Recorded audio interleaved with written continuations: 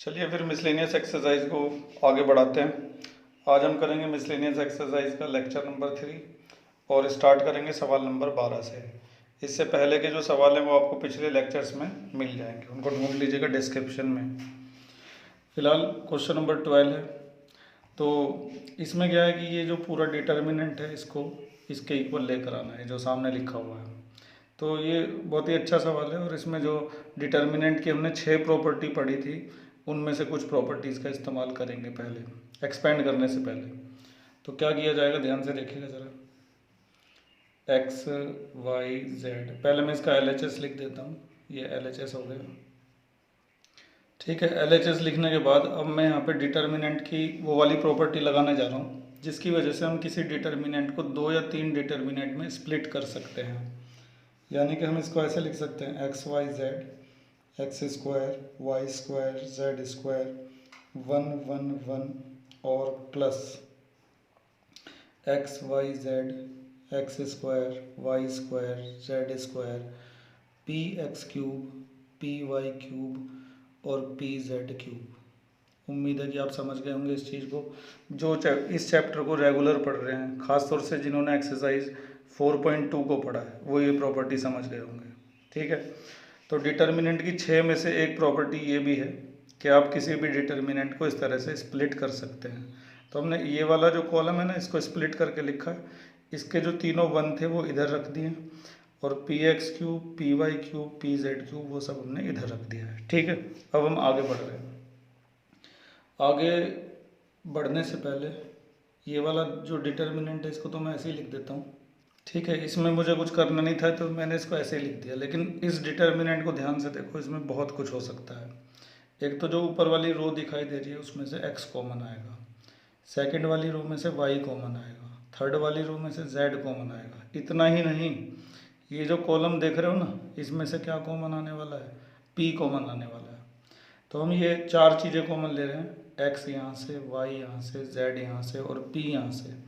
तो x y z और p 4 चीज़ें कॉमन आ गई और अंदर क्या बचेगा, यहाँ पर 1, यहाँ पर x, यहाँ से p और x दोनों ही कॉमन जा चुके हैं तो क्या बचेगा, यहाँ पर x स्क्वायर बचेगा। ठीक है, y बाहर जा चुका है, इसकी जगह 1 आ जाएगा, यहाँ पर आ जाएगा y और यहाँ पर आ जाएगा वाई स्क्वायर, इधर 1 इधर z और इधर z स्क्वायर। तो देख लो एक बार फिर से, हमने फर्स्ट रो में से x, सेकंड में से y, थर्ड में से z कॉमन निकाला।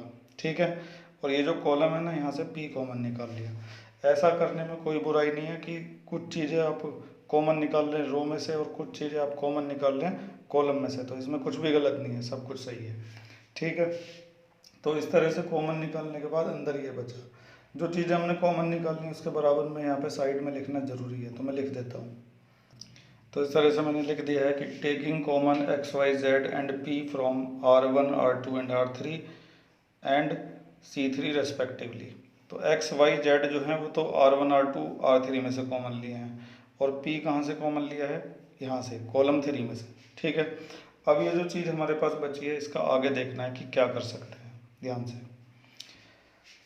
अब अगर आप इस वाले डिटर्मिनेंट को देख रहे हो और इसको भी देख रहे हो तो ये दोनों करीब करीब एक दूसरे के इक्वल ही हैं, बस थोड़ा सा डिफरेंस है कॉलम का। इसका जो लास्ट कॉलम है वो इसका फर्स्ट कॉलम है और जो इसका फर्स्ट कॉलम है वो इसका सेकंड कॉलम है, इतना सा डिफरेंस है। तो हम क्या करेंगे, इस वाले डिटर्मिनेंट में या फिर इसमें जो कॉलम है उन्हें आपस में क्या करेंगे, इंटरचेंज। और आप ये बात अच्छी तरह से जानते होंगे कि जब दो कॉलम आपस में इंटरचेंज होते हैं तो डिटर्मिनेंट का साइन क्या हो जाता है, चेंज हो जाता है। ठीक है, तो वो चीज़ मैं यहाँ पे करने वाला हूँ, ध्यान से देखिएगा। चलिए घर देख लीजिए ज़रा। तो ये वाला जो डिटर्मिनेंट है इसको तो मैंने ऐसे ही रखा, लेकिन इस वाले डिटर्मिनेंट में C1 को C2 से क्या कर दिया, इंटरचेंज। ये आगे आ गया और ये पीछे चला गया इस तरीके से। ठीक है, और यहाँ पे लिख भी दिया कि C1 इंटरचेंज विद C2। और ऐसा करते समय जब दो कॉलम को आपस में बदला जाएगा तो डिटर्मिनेंट का साइन चेंज हो जाएगा। पहले इसका साइन प्लस था और अब क्या आ चुका है, माइनस आ चुका है। तो ये बात ध्यान रखिएगा। ठीक है, लेकिन अभी भी ये पूरी तरह से इस वाले के जैसा नहीं बना। अब ये जो 1 वाली है ना ये लास्ट में पहुंचानी पड़ेगी और इसको आगे करना पड़ेगा और फिर से इस डिटर्मिनेंट का साइन चेंज होगा और इस बार यहाँ पर क्या आ जाएगा, प्लस आ जाएगा। तो मैं यहाँ पे ये चीज़ करने जा रहा हूँ। तो इस तरह से हमने C2 और C3 को आपस में इंटरचेंज कर दिया। वहाँ पे देखो C3 इधर आ गया, C2 वहाँ पे चला गया, और यहाँ पे हमने साइड में लिख भी दिया कि C2 इंटरचेंज विद C3। ठीक है, अब देखो ये पूरा जो डिटर्मिनेंट है ये इस वाले के बिल्कुल सेम बन चुका है। अब हम क्या करेंगे कि ये पूरा का पूरा डिटर्मिनेंट जो है ना, इसको कॉमन निकाल लेंगे। ध्यान से देखो, x y z, x square y square z square, 1 1 और 1। ठीक है, पूरा डिटर्मिनेंट बाहर आ गया, तो यहाँ पे इसकी जगह क्या रह जाएगा 1, और इसकी जगह रह जाएगा पी एक्स वाई और जेड। ठीक है, तो इस तरीके से यहाँ तक हम पहुँच गए हैं। आगे का भी सफ़र आसानी है, उसको भी कर ही लेंगे। तो फिर से इतना समझ लेते हैं। तो ये जो पूरा डिटर्मिनेंट है, इसको सामने दिए गए जो है इसके इक्वल लेकर आना है। तो डिटर्मिनेंट की बड़ी अच्छी प्रॉपर्टी हमने यहाँ पे इस्तेमाल की है कि आप किसी डिटर्मिनेंट को 2 या 3 डिटर्मिनेंट में स्प्लिट कर सकते हैं। तो हमने ये वाला जो कॉलम था इसके हिसाब से डिटर्मिनेंट को 2 पार्ट में क्या कर दिया, स्प्लिट कर दिया। ठीक है, उसके बाद हमें कुछ चीज़ें कॉमन आती हुई दिखाई दी, जैसे कि यहाँ से हमने x कॉमन लिया, यहाँ से y, यहाँ से z कॉमन लिया, और इधर से p कॉमन लिया, तो अंदर ये बचा। फिर हमें दिखा कि इस डिटर्मिनेंट को इसके जैसा बनाया जा सकता है कुछ कॉलम को आपस में इंटरचेंज करके। तो पहले तो हमने इन दोनों को इंटरचेंज किया, साइन चेंज हो गया। फिर हमने इन दोनों को इंटरचेंज किया, साइन दोबारा चेंज हो गया। फिर हमने देखा कि ये दोनों डिटर्मिनेंट सेम है, तो हमने इनको कॉमन निकाल लिया। अंदर इसकी जगह पे क्या बचा 1, बीच में प्लस है, और ये कॉमन जा चुका है, तो यहाँ पे क्या रह गया पी एक्स वाई जेड। अब हम इस चीज़ को अगले पेज पर लेकर जा रहे हैं, बने रहिए, वीडियो में बने रहिए। तो अगले पेज पर इसको लिखने के बाद हमेशा की तरह से हमें यहाँ पे 3 1 दिखाई दे रहे हैं। हमें जब भी ऐसे 1 दिखाई देते हैं तो हम क्या करते हैं कि 2 0 बनाने की कोशिश करते हैं। हम क्या करेंगे कि R1 में से R3 माइनस करेंगे, और R2 में से भी R3 माइनस कर देंगे। तो हम R1 को चेंज करेंगे R1 माइनस R3 से, और R2 को चेंज करेंगे R2 माइनस R3 से। ये पुराना ऑपरेशन है, और पूरे चैप्टर में हमने इसका कई बार इस्तेमाल किया है, और इस ऑपरेशन के बारे में मैंने आपको बता भी रखा है कि वो वाली गलती मत करिएगा, ये वाली गलती कि R1 change to R1 minus R2, और R2 change to R2 minus R3। ये जो ऑपरेशन यहाँ पे लगा हुआ है ये गलत माना जाएगा। मैं हर बार बताता रहता हूँ, 4.2 में भी बताया था। ठीक है, ऐसा ये ऑपरेशन गलत इसलिए माना जाता है कि जिस रो को अफेक्ट हो रहा है, मतलब जो रो अफेक्ट हो रही है, उसको आप किसी ऑपरेशन में इस्तेमाल नहीं कर सकते सेम स्टेप के अंदर। उसी स्टेप में वो वाली रो आप इस्तेमाल नहीं कर सकते जो किसी ऑपरेशन में अफेक्ट हो रही है। ठीक है, तो हमने यहाँ पर R1 में से भी R3 माइनस करी है, और R2 में से भी R3 माइनस करी है, क्योंकि जो R3 वाली रो है वो इस स्टेप में इफेक्ट नहीं हो रही, इफेक्ट केवल R1 और R2 हो रही है। तो इस ऑपरेशन का हमेशा ध्यान रखिएगा। और जिन्होंने 4.2 एक्सरसाइज नहीं पढ़ी है, वो मोस्ट इम्पॉर्टेंट एक्सरसाइज है, उसको समझे बगैर आप मिसलेनियस समझ ही नहीं सकते। तो पहले आप 4.2 एक्सरसाइज पढ़ें जिन्होंने नहीं पढ़ रखी। चलिए खैर, तो इसके बाद अब हम ये ऑपरेशन लगा देते हैं। R1 माइनस R3, तो x माइनस वाई हो जाएगा। सॉरी, मैंने R1 माइनस R3 बोला ना, तो x माइनस जेड हो जाएगा, और फिर होगा x square minus z square, फिर 1 में से 1 गया तो 0। इसी तरह से R2 माइनस R3 है, तो y minus z, y square minus z square, और 1 में से 1 गया तो 0। और R3 अनअफेक्टेड रहेगी, क्योंकि हमने जो ऑपरेशन लगाए वो R1 और R2 में लगाए, तो इसको ऐसे ही लिख दिया जाएगा। ठीक है, अब इसके बाद हमें यहाँ पर दिख रहा है कि a square minus b square लगेगा, और इधर भी वही लगेगा। तो ये दोनों फार्मूले में लगा देता हूँ। इन दोनों फार्मूलों को लगाने के बाद अगर हम R1 को देखें, तो R1 में से कॉमन आ रहा है x माइनस जेड, यहाँ से भी, यहाँ से भी, और 0 में से भी। 0 में से तो कुछ भी कॉमन ले सकते हैं। और सेकंड वाली जो रो आप देख रहे हैं, इसमें से कॉमन आ रहा है y माइनस जेड, तो कॉमन ले लेते हैं। ठीक है, तो कॉमन लेंगे हम x माइनस जेड और y minus Z. x minus Z हम R1 में से कॉमन लेंगे, और y माइनस जेड जो है हम R2 में से कॉमन लेंगे। अब अंदर जो बचेगा उसको लिख देते हैं। यहाँ पे इसकी जगह 1 बचेगा। x माइनस जेड कॉमन आ गया, तो यहाँ पर रह गया x plus Z 0। y minus Z common आ गया, तो 1 बचा, यहाँ पर रह गया y प्लस जेड और 0। ठीक है, थोड़ा सा ऊपर करते हैं, और नीचे वाला में से कुछ कॉमन नहीं लिया था तो वो ऐसे ही आ जाएगा। ठीक है, अब वैसे तो हम एक और ज़ीरो यहाँ पर बना सकते हैं इस जगह पर, अगर हम R1 में से R2 को माइनस कर दें। तो मैं ये काम भी कर देता हूँ, इधर साइड में करेंगे, ध्यान से देखते रहिएगा। और जो हमने कॉमन लिया ना उसके लिए मैं यहाँ पे लिख देता हूँ। तो मैंने यहाँ पे लिख दिया है कि taking common x minus Z and y minus Z from R1 and R2। ये काम आप खुद लिख लीजिएगा, मेरे पास जगह कम थी। अब x माइनस जेड और y माइनस जेड तो बाहर लिखे हुए हैं ही, हम क्या कर रहे हैं कि इसमें से इसको माइनस कर रहे हैं, R1 में से R2 को माइनस कर रहे हैं ताकि हमें एक और ज़ीरो मिल जाए और हमारा सवाल जो है थोड़ा सा और आसान हो जाए। तो हम R1 को चेंज कर रहे हैं R1 माइनस R2 से। ठीक है, आप ऐसा भी कर सकते हैं कि ये वाला ऑपरेशन लगाए बगैर यहीं पर एक्सपेंड कर सकते हैं। आप खुद से करके देखिएगा, आपका आंसर तब भी मैच कर जाएगा। मैं यहाँ पे इसलिए लगा रहा हूँ ऑपरेशन क्योंकि एक जीरो मिलने से थोड़ा सा और इजी हो जाएगा इसको एक्सपेंड करना। ठीक है, तो 1 में से 1 जाके 0 बचेगी, x प्लस जेड में से y प्लस जेड अगर जाएगा तो z से z कट जाएगा और x माइनस वाई यहाँ पर आ जाएगा। 0 1 y प्लस जेड, बाकी किसी रो में हमने कोई बदलाव नहीं किया है, बाकी सब ऐसे ही आ जाएगा। ठीक है, अब हम इसको एक्सपेंड कर देते हैं। एक चीज़ और है कि साथ में 1 plus p x y z चल रहा है, वो मैं बोल रहा था, उसको यहाँ पे लिख देता हूँ पी एक्स वाई जेड, और इधर भी 1 plus p x y Z, और यहाँ पे पीछे तो जगह है नहीं तो यहाँ पे लिख देता हूँ 1 plus p x y Z और 1 प्लस पी एक्स वाई और जेड। ठीक है, इसके बाद हम एक्सपेंड करने जा रहे हैं, एक्सपेंडिंग। तो हम दो चीज़ों के अलोंग एक्सपेंड कर सकते थे, या तो R1 के अलोंग या फिर C1 के अलोंग। तो अभी मैंने R1 के अलोंग एक्सपेंड किया क्योंकि यहाँ पे 2 ज़ीरो है।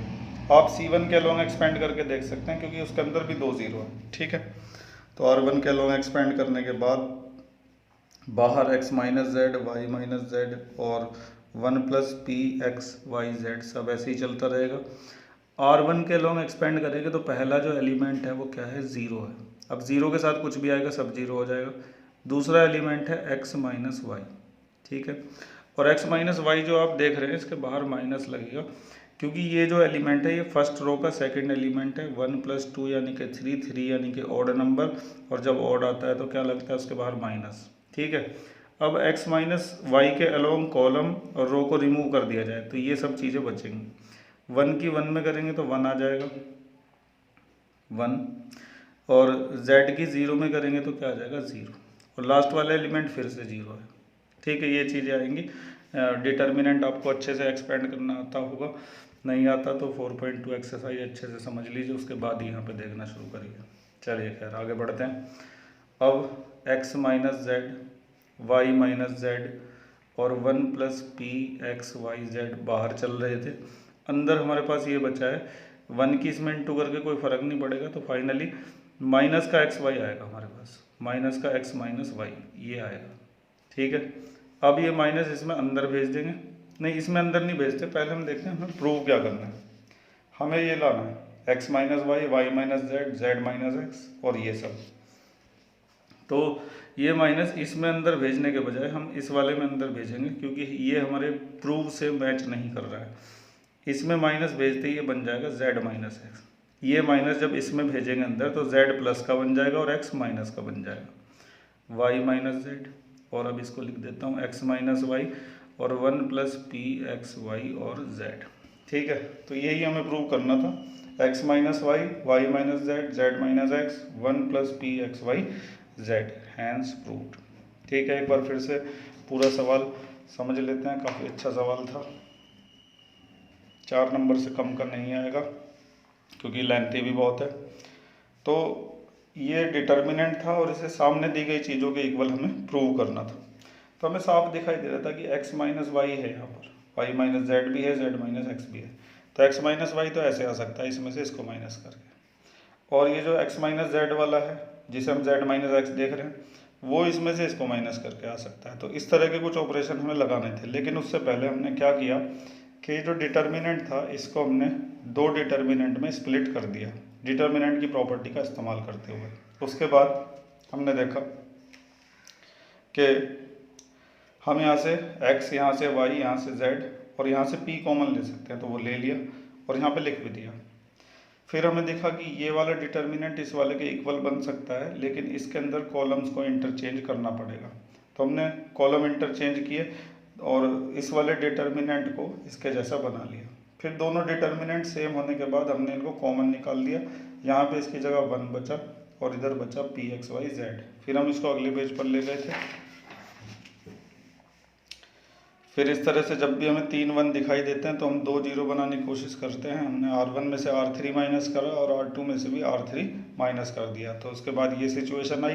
फिर a square minus b square के फार्मूले लगाने के बाद ये आया। फिर हमने कॉमन निकाल दिया। ठीक है, कॉमन निकालने के बाद बाहर ये सब आ गया, अंदर ये रह गया। फिर हमने यहाँ पे भी 0 बनाने की कोशिश करी। R1 में से R2 को माइनस करके यहाँ पे हमने 0 बना ली।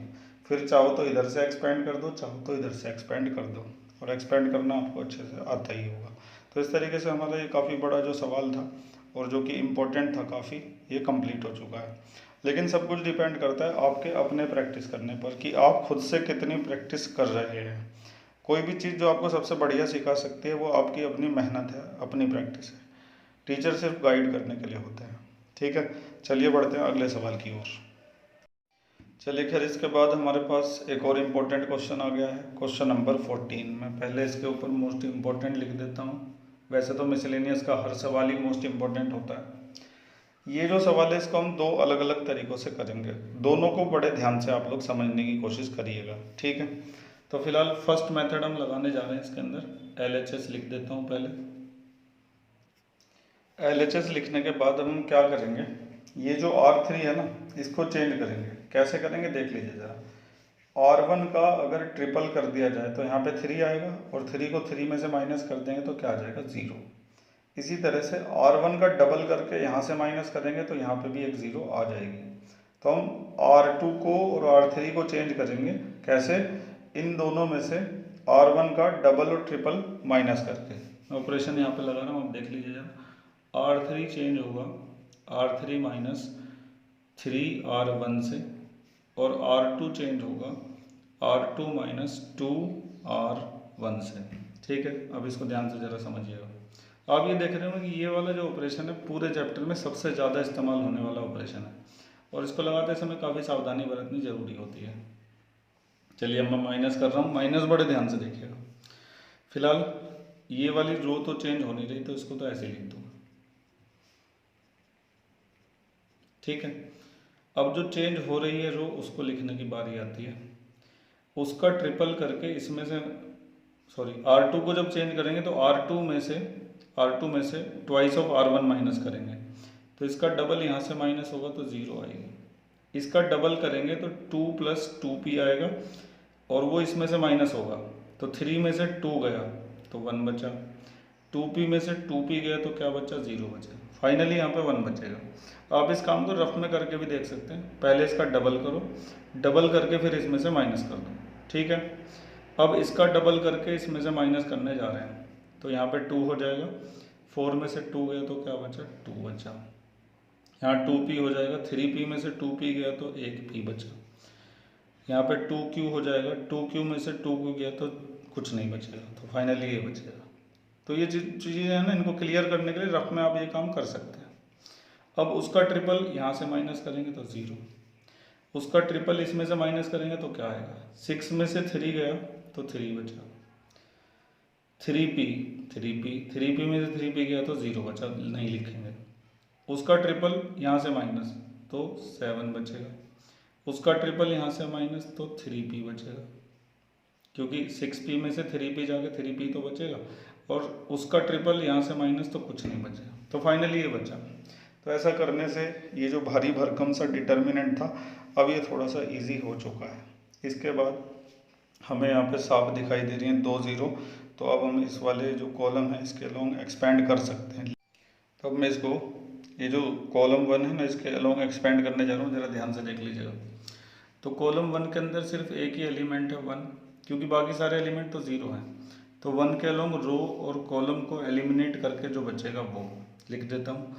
1 और 2 + p, ये 1 था, ठीक है, और 3 और 7 प्लस 3p, ये सब आया। एक बार फिर से देखो, 1 के अलोंग रो को और कॉलम को एलिमिनेट करके ये सब बचेगा, लिख दिया हमने। इसके बाद हम क्या करेंगे, क्रॉस मल्टीप्लाई कर देंगे। 7 plus 3p minus 3 into 2 plus p, clear. 7 plus 3p ऐसे ही रहेगा, 3 2 जा 6 और माइनस प्लस माइनस हो जाएगा और आ जाएगा 3p, ठीक है। इसके बाद 3p से तो 3p हो गया कैंसिल, हाँ हो गया, और 7 में से 6 गया तो क्या आ गया 1, और 1 ही हमें लेकर आना था। तो ये तो है इस सवाल को करने का सबसे आसान तरीका, पहली रो का डबल करके दूसरी में से माइनस, और पहली रो का ट्रिपल करके तीसरी में से माइनस। तो ये सिचुएशन आ जाती है बड़े आराम से, ठीक है। और फिर सीधा सीधा इसको एक्सपेंड कर दो। ये सवाल को करने का सबसे इजी मेथड है। इसको करने का एक दूसरा मेथड भी आपको सीखना बहुत ज़रूरी है, हो सकता है कि बोर्ड के पेपर में वो किसी सवाल में आपके काम आ जाए। तो हर सवाल को अलग अलग तरीके से आप करके ज़रूर देखा करें, ठीक है। तो अभी मैं दूसरा मेथड बताने वाला हूँ, उसको भी देख लीजिए। चलिए खैर, क्वेश्चन नंबर 14 को करने का दूसरा तरीका देखिए अब कैसे किया जा सकता है। जिन्हें नहीं सीखना वो वीडियो स्किप करके आगे बढ़ जाइए, ठीक है। तो फिलहाल इस डिटर्मिनेंट को हम दो पार्ट में स्प्लिट कर सकते हैं इस तरह से, 1 2 3। तो हमने क्या किया कि इस डिटर्मिनेंट को दो डिटर्मिनेंट में स्प्लिट कर दिया। अब देखिए चेंज क्या हुआ है, पहले वाला कॉलम ऐसे ही है, दूसरा कॉलम भी ऐसा ही है, लेकिन तीसरे कॉलम में ये जो शुरू के दो एलिमेंट थे ये तो यहीं पर रखे, लेकिन जो तीसरे वाले एलिमेंट थे प्लस में, उन सबको ऐसे करके लिख दिया। तो ऐसे स्प्लिट किया जा सकता है किसी भी डिटर्मिनेंट को। आपने ये वाली प्रॉपर्टी पढ़ रखी है और कई बार इसका इस्तेमाल भी किया जा चुका है। अब अगर आप इस वाले डिटर्मिनेंट को देख रहे हैं तो कॉलम 1 और कॉलम 3 प्रोपोर्शनल हैं। देखो 1, ये 1 है, एक सेकेंड, ये 1 है, ये q है, तो इनका जो रेशो आएगा 1 का और q का 1/q आएगा। 2 का और 2q का रेशो क्या आएगा, 2/2q, 2 से 2 कट गया तो फिर से 1/q आ गया, ठीक है। और आखिरी वाला है 3 और 3q, 3/3q, तो जब इनका रेशो निकालेंगे तो भी क्या आएगा 1/q। तो ये कॉलम इस वाले कॉलम के साथ प्रोपोर्शनल है। तो जब दो कॉलम आइडेंटिकल होते हैं, एक जैसे होते हैं या प्रोपोर्शनल होते हैं, तो डिटर्मिनेंट की जो वैल्यू है वो क्या हो जाती है 0। तो ये पूरा जो डिटर्मिनेंट है ये क्या हो जाएगा 0 हो जाएगा। मैं लिख देता हूँ। तो इस तरह से इस पूरे डिटर्मिनेंट की जगह हमने 0 लिख दिया और यहाँ पे लिख भी दिया कि C1 और C3 जो है वो एक दूसरे के क्या है, प्रोपोर्शनल है। अब ये जो डिटर्मिनेंट बचा हुआ है इसे हम फिर से स्प्लिट करेंगे, ठीक है। मैं स्प्लिट करके यहाँ पे नीचे लिखता हूँ फिर आपको समझाता हूँ। अब हमने इस डिटर्मिनेंट को फिर से स्प्लिट कर दिया है, तो इस बार क्या चेंज हुआ है बड़े ध्यान से देखना। First column as it is है, लास्ट कॉलम भी एज इट इज़ है, बीच वाला कॉलम चेंज हुआ है। तो बीच वाला कॉलम जो था ना वो किस तरीके से आया है एक बार देख लीजिए। 1 प्लस पी जो था, तो 1 यहाँ रह गया, p वहाँ चला गया। 3 प्लस 2p, 3 इधर 2p इधर, 6 3p, 6 यहाँ पे 3p यहाँ पे। फिर से देखो, first column as it is है, लास्ट कॉलम भी एज इट इज़ है दोनों के अंदर, लेकिन हमने बीच वाला जो कॉलम था ना उसे स्प्लिट कर दिया, 1 इधर रख दिया, p इधर रख दिया, और बाकी एलिमेंट भी ऐसे ही कर दिए, ठीक है। अब फिर से सेकंड डिटर्मिनेंट के इन दोनों कॉलम को ध्यान से देखिए, क्या ये एक दूसरे के प्रोपोर्शनल हैं। 1/p, 2/2p लिखेंगे तो वो भी 1/p आएगा, 3/3p लिखेंगे वो भी 1/p आएगा। तो ये वाला कॉलम इस वाले कॉलम के साथ प्रोपोर्शनल है। फिर से इस पूरे डिटर्मिनेंट की वैल्यू क्या हो जाएगी 0, ठीक है। तो मैं ये यहाँ पे लिखता हूँ कि सिंस, तो इस तरह से इस पूरे डिटर्मिनेंट की जगह मैंने 0 लिख दिया, क्योंकि इसका कॉलम 1 और कॉलम 2 जो थे आइडेंटिकल नहीं, प्रोपोर्शनल थे, ठीक है। तो इनके प्रोपोर्शनल होने की वजह से इस पूरे डिटर्मिनेंट की वैल्यू 0 हो गई है। अब हमारे पास ये डिटर्मिनेंट रह गया, इसको आगे जाके फिर से हम क्या कर देते हैं, स्प्लिट कर देते हैं। उसके लिए आप यहाँ पे देखिए, मैं एडजस्ट कर दूंगा यहाँ पे, तो यहाँ पे मुझे लग रहा है कि आएगा नहीं, तो मैं उसको अगले पेज पर ही ले जा रहा हूँ। तो अगले पेज पर जिस डिटर्मिनेंट को हम ले जा रहे हैं वो ये है, ध्यान से देखिएगा अगले पेज पर। तो इस तरह से मैंने उसको अगले पेज पर लिखा और आखिरी वाला जो कॉलम था उसको स्प्लिट कर दिया। 1 4 10 इधर जाएगा, p 3p और 6p जो है वो इधर चले गए, ठीक है। अब ये सेकंड वाले डिटर्मिनेंट को फिर से देखो, ये वाला जो कॉलम है इस वाले कॉलम के साथ प्रोपोर्शनल है या नहीं है, नहीं इसके साथ तो नहीं दिखाई देता। ये दोनों प्रोपोर्शनल लिख रहे हैं, लेकिन देखो 1 का और p का जो रेशो आएगा वो 1/p आएगा। 3 का और 3p का रेशो क्या आएगा, वो भी 1/p आएगा। और आगे 6 का और 6p का रेशो भी कितना आएगा, 1/p। तो ये कॉलम इसके साथ प्रोपोर्शनल है, तो ये पूरा फिर से क्या हो जाएगा, 0 1 2 3।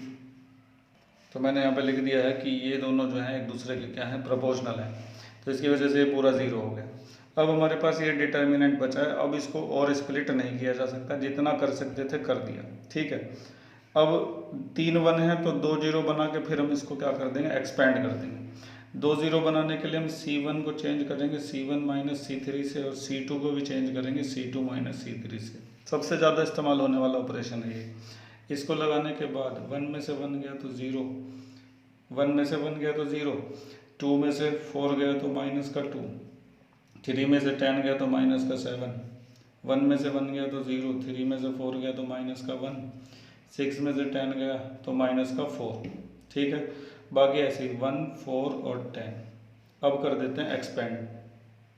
तो मैंने यहाँ पे लिख दिया कि एक्सपेंडिंग अलोंग R1 के 2 एलिमेंट 0 है, उनको लिखने की जरूरत नहीं है, आखिरी एलिमेंट 1 है उसको लिख देते हैं। और 1 के अलोंग जो डिटर्मिनेंट बचेगा, रो और कॉलम कैंसिल करके वो ये बचेगा -2 -1 -7 -4।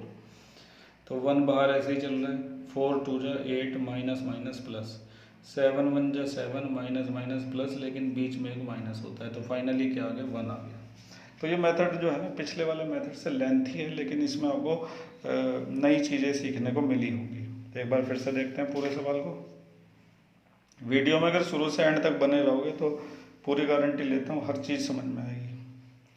तो ये था हमारा डिटर्मिनेंट, उसको पहले हमने ऐसे स्प्लिट किया, फिर देखा कि ये आइडेंटिकल है तो इसकी जगह 0 आ गया, फिर आगे इसको स्प्लिट करा, और ऐसे ही हम स्प्लिट जो है ना वो करते रहे और 0 बनाते रहे।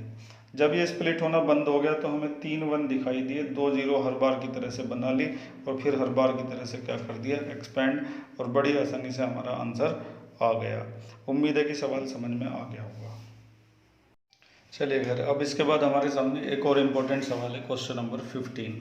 ये सवाल भी अलग अलग तरीक़ों से किया जा सकता है, जैसे मैं करूँगा आप उस मेथड के अलावा कोई दूसरे मेथड से ज़रूर करके देखिएगा, ठीक है।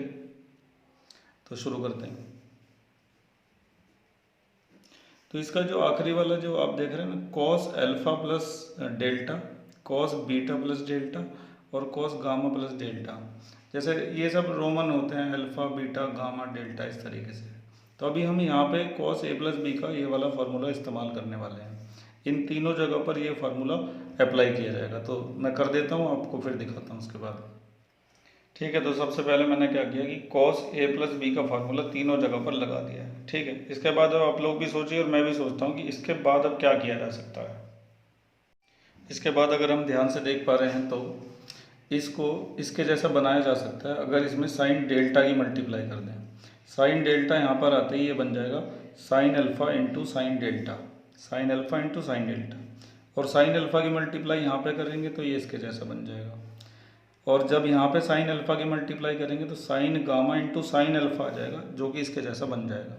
तो बेहतर होगा कि इस वाले कॉलम में हम साइन डेल्टा की मल्टीप्लाई करें और इस वाले में हम कॉस डेल्टा की मल्टीप्लाई करें, ताकि ये कॉलम इस वाले के जैसा बन जाए, ठीक है। तो जो मैं करने वाला हूँ मैं आपको बता देता हूँ किस तरह से होगा। C1 change to C1 into sine delta, और C2 change to C2 into cos delta, multiply करके फिर दिखाता हूँ आपको।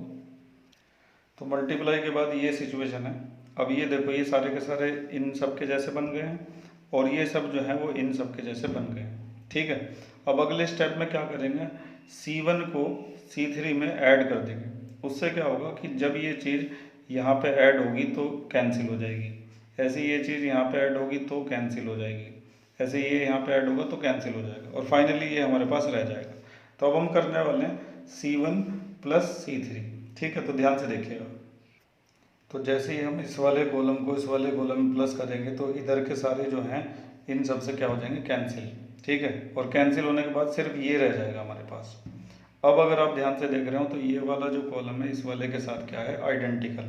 और जैसे ही दो कॉलम आइडेंटिकल होते हैं या फिर प्रोपोर्शनल होते हैं तो डिटर्मिनेंट की जो वैल्यू है वो क्या हो जाती है, 0। यहाँ पे हम लिख भी देंगे कि since C2 and C3 are identical. ठीक है, जल्दबाजी मत करो, बंद करने की वीडियो को एक बार देख लो फिर से पूरे सवाल को। तो सवाल ये था हमारा इस तरह से। आप इसको दूसरे तरीके से ज़रूर करके देखिएगा, जैसे मैंने किया उससे अलग मेथड आप लगा सकते हैं। हमने cos A + B के फॉर्मूले सब जगह पे लगा दिए, ठीक है। उसके बाद हमने देखा कि अगर इन सब में साइन डेल्टा की मल्टीप्लाई हो तो ये सारे इसके जैसे बन जाएंगे, और इनमें cos डेल्टा की मल्टीप्लाई हो तो ये सारे इनके जैसे बन जाएंगे। तो हमने वही किया, इसमें साइन डेल्टा और इसमें cos डेल्टा से मल्टीप्लाई कर दिया। फिर हमने देखा कि अगर हम इसको इसमें ऐड कर दें तो ये सब कैंसिल हो जाएंगे, ये बचा रह जाएगा, ठीक है। आप ऐसा भी कर सकते हैं कि इस वाले कॉलम में से इस वाले कॉलम को माइनस कर सकते हैं, तो उससे ये सब कट जाएंगे, फिर ये और ये आइडेंटिकल हो जाएंगे। तो इस तरह से चेंज करते हुए आप कर सकते हैं सवाल को। फिलहाल हमने क्या किया कि इस कॉलम को उस वाले में ऐड कर दिया, ठीक है। तो अब ये चीज़ें रह गई।